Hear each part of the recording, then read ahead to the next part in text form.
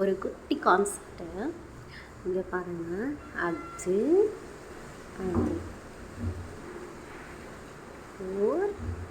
ஒரு இதுக்கான டிஃப்ரென்ஸ் நம்ம தெரிஞ்சுக்கிட்டோம்னா கண்டிப்பாக ஒரு கொஷின் போட்டுடலாம்.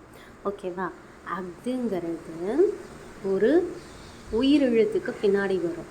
அதுங்கிறது உயிர் மெய் எழுத்துக்கு பின்னாடி வரும். ஓகே, ஓருங்கிறது உயிர் எழுத்துக்கு பின்னாடி வரும். ஒருங்கிறது உயிர் மெய் எழுத்துக்கு பின்னாடி வரும். ஓகேவா? இப்போது இதுக்கான எக்ஸாம்பிள்ஸ் நம்ம பார்க்கலாம். பிழை திருத்துதல், ஒரு ஓர். ஓகேவா? இந்த கொஷினை பாருங்கள். சரியான விடையை தேர்ந்தெடுங்க.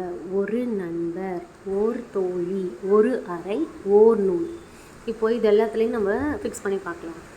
வரும் ஓர்னா என்னது? உயிர். ஒருனா என்னது? உயிர்மை. ஓகே, சரியான விடையை தேர்க. ஒரு நண்பர், ஒரு நண்பர். ரூக்கு பக்கத்தில் என்ன இருக்கணும்? உயிர் மெய் இருக்கணும். இங்கே உயிர் மெய் தான் இருக்குது. அப்போ இது கரெக்டு. இது என்னது?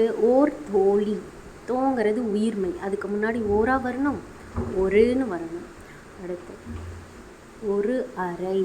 இது ஆங்கிறது உயிரெழுத்து. அது ஓர் அறைன்னு வரணும். அடுத்து டி. ஓர் நூல்னா வரும், ஒரு நூல். ஒரு நூல். ஓகேவா? அப்போ இதுக்கான ஆன்சர் என்ன? ஒரு நண்பருங்கிறது தான் கரெக்டு. அடுத்த கொஷின். பிழை திருத்துதல், புத்தகம், ஒரு புத்தகம். ஓகே, இப்போது ஏன் ஒரு புத்தகம் வரும்னு பாருங்கள். பூங்கிறது என்னது? உயிர் மெய். உயிர் மெய். ஒரு புத்தகம் தான் வரணும். உயிர்மைக்கு என்ன வரணும்? ஒரு. ஓகே, அடுத்த கொஷின் பேப்பரில் பார்க்கலாமா? இந்த கொஷினை பாருங்கள். ஒரு ஓர் நிறைவு செய்க. அது டேஸ் இனிய பாடல். அது ஓர் இனிய பாடல். ஓகேவா? ஏன் ஓர் வரணும்? இனியங்கிறது என்னது? ஈங்கிறது என்னது? உயிர். உயிருக்கு பின்னாடி என்ன வரணும்? ஓர். ஓகேவா?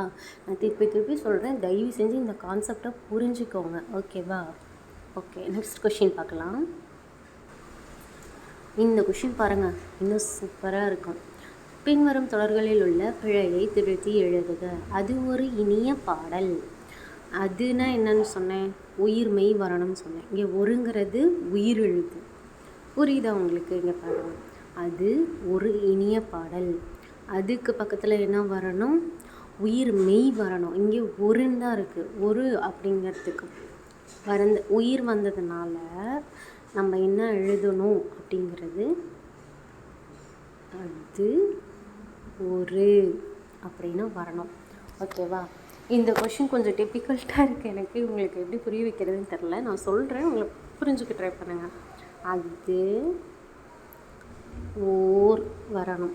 ஏன் ஓர் வரணும் அப்படின்னா, இனியன்னு இருக்குது பாருங்கள். இனியக்கு முன்னாடி ஈங்கிறது உயிரெழுத்து. உயிரெழுத்துக்கு முன்னாடி என்னப்போ வரணும்? ஓர் தான் வரணும். ஓகேவா? அப்போ அது ஓர் இனிய பாடல். இதுதான் கரெக்டான ஆப்ஷன். ஓகே ஓகே, நான் கொஞ்சம் சொதப்பிட்டேன்னு நினைக்கிறேன். என்னால் முடிஞ்ச அளவுக்கு நான் எக்ஸ்பிளைன் பண்ணிட்டேன்.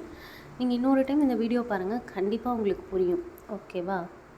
ஓகே, நெக்ஸ்ட் வீடியோவில் பார்க்கலாம். அதுக்கு முன்னாடி இந்த 3 கொஷின் பேப்பரில் இருக்க கொஷின்ஸும் நெக்ஸ்ட்டாக அப்படியே பார்த்துடலாம். ஓகேங்களா? அது ஒரு இனிய பாடல். அது ஓர் இனிய பாடல். Okay, next question. சரியான விடையை தேர்க. ஒரு நண்பர். பிழை திருத்துக. ஒரு புத்தகம். அடுத்த கொஷின். அது ஒரு இனிய பாடல். அதுக்கு பக்கத்தில் ஓன் வந்துச்சுனாவே அக்துன்னு எழுதணும். அதனால் அக்துன்னு எழுதணும். இனிக்கு பக்கத்தில் ஈனாவே ஓர்னு வரணும். அதனால் ஓர்னு எழுதியிருக்கோம். ஸோ அக்து ஒரு இனிய பாடல். Okay, thank you. Next video